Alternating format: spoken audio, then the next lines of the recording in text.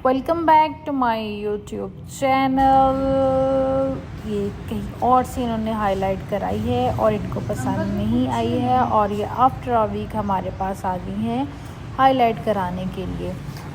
जैसी इन्हें चाहिए थी वैसी इनको मिली नहीं है, तो इस वजह से ये दोबारा से हाईलाइट करा रही हैं। तो ऐसे बालों पे जब हम काम करेंगे तो हमें बहुत ज़्यादा प्रॉब्लम फेस करनी पड़ती है। ज़ाहिर है before a week chemical application की हुई है, तो हमने इनके फॉइल जो हैं बड़े केयरफुली अप्लाई करने होते हैं। पहले हेयर को वेट कर लेना होता है। वेट करने के बाद हमने प्रोटेक्टर लगाना है और उतना मटेरियल अप्लाई करना है जहाँ पे हमने सिलेक्शन की हो डार्क बालों की। पहले मैंने लगाया इनके फ्रंट पे फॉइल और बालों को वेट करके मैंने हीलिंग ऑयल लगाया। अगर आपके पास हीलिंग ऑयल ना हो तो आप इसके ऊपर आलमंड ऑयल के भी 2-3 ड्रॉप्स लगा सकते हो, जो बाल कट डाउन वाले हों। अच्छा जी, ये फ्रंट पे मैंने किए हैं फॉइल एप्लीकेशन पहले और फिर मैं करूँगी इनकी बैक पे।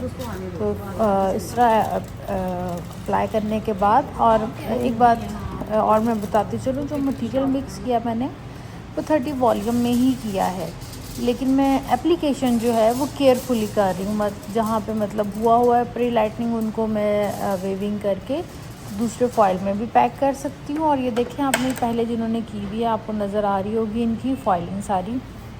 पहले ये देखिए, इस तरह से मैंने उठा लिए। मैंने कोशिश करनी है कि जो हुआ है पहले काम उसको ना करूं, और जो नहीं हुआ है वो वहाँ से मैं वेविंग इनकी करूं। तो ये देखिए, ये एक टिप है कि आप अगर किसी के भी इस तरह करो तो आप कोशिश करो कि जो किए हुए हैं वो ना उठाओ बाल, और दूसरे आप बाल जो है वो आप इस तरह उठा के तो उस पर मटीरियल एप्लीकेशन कर सकते हो।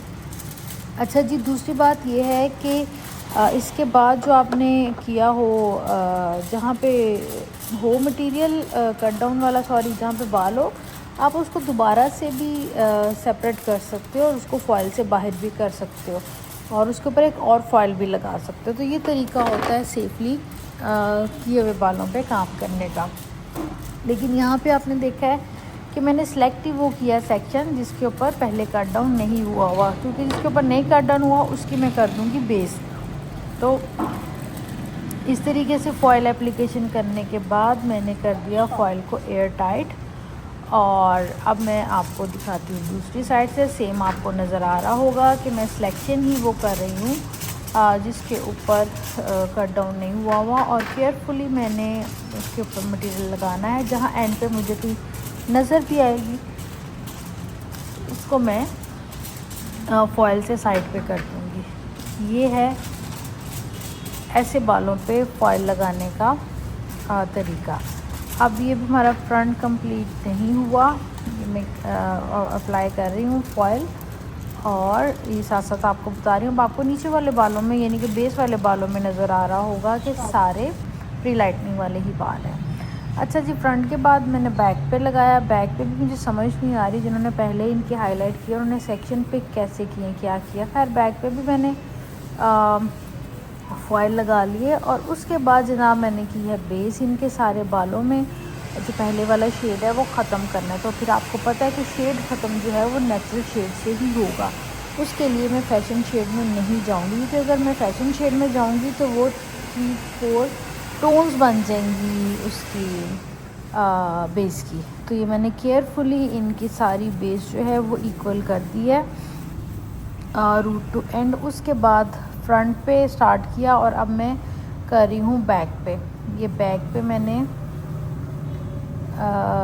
फुल बेस करनी है। इनकी सारा शेड जो है इनके बालों पे आ रहा पहले वाली स्ट्रिकिंग का, वो ख़त्म करना है। अच्छा जी, अब जो इनकी मैं बेस यूज़ कर रही हूँ वो क्यूने का 4 नंबर और 3 नंबर मिक्स करके 20 वॉल्यूम के साथ कर रही हूँ, क्योंकि अगर मैं अकेला 3 नंबर करूँगी तो बहुत डार्क हो जाएगी और 4 नंबर करूँगी तो क्या होगा, शेड जो है वो 100% बेस जो है इवन नहीं होगी। तो उसके बाद बेस के बाद मैंने कर लेने हैं फॉइल रिटच। फॉइल रिटच करने के बाद जब प्री लाइटनिंग रिज़ल्ट मिल जाएगा, कट डाउन हो जाएगा जितना मुझे रिक्वायर्ड है इनके शेड का, तो मैंने फॉइल रिमूव कर देने हैं। फॉइल रिमूव करने के बाद करना है हेयर को वॉश। वॉश करने के बाद करूँगी शैम्पू, ताकि सारा बेस कलर और कट डाउन मटेरियल जो है वो रिंस आउट हो सके। उसको करने के बाद फिर मैं दोबारा से करूँगी वॉश करने के बाद इस पे लगाऊंगी कलर मैंने जो क्लाइंट की रिक्वायरमेंट होगी, जिसका भी आप करेंगे, उस शेड को आपने 10 वॉल्यूम के साथ अप्लाई करना है। तो जो इनके किया है वो मैं आपको नंबर्स बताना ज़रूरी नहीं समझ रही, क्योंकि आपने जिस क्लाइंट के करना है उसकी जो शेड रिक्वायरमेंट होगी, बस ये याद रखिए कि आपने करना उसको 10 वॉल्यूम में, ठीक है। वॉश कर लिया, उसके बाद जी करेंगे ड्रायर करने के बाद आपने अगर ब्लो ड्राई करना है तो भी ठीक है, स्ट्रेटनर करना हो तो भी ठीक है, वो आपकी अपनी मर्ज़ी है। अच्छा, ये मैंने इनका स्ट्रेटनर किया है और फाइनल लुक देखिए जनाब आपके सामने है। चेयर को घुमाओ, उधर को इन्होंने जाओ। हफ्ता पहले भी पैसे ज़ाया किए, क्योंकि पहले में इनको लग रहा था कि मैं ज़्यादा चार्ज कर रही हूँ, लेकिन जब इन्हें नहीं तसल्ली हुई तो फिर ये दोबारा से मेरे पास है, क्योंकि बाकी फैमिली के लोगों ने सब ने मेरे से कराई थी और इन्होंने लाहौर गई थी तो वहाँ से करा के आई थी शादी का कार्ड देने। तो ये है जनाब इनकी फ़ाइनल लुक। मुझे उम्मीद है कि आप लोगों को मेरे बताने का, समझाने का तरीका अच्छा लगा होगा। अगर आपको अच्छा लगा हो तो वीडियो को लाइक एंड शेयर ज़रूर कीजिएगा, चैनल को सब्सक्राइब करके बेल आइकन का बटन ज़रूर प्रेस कीजिएगा। मिलते हैं इंशाल्लाह बहुत जल्द। Take care.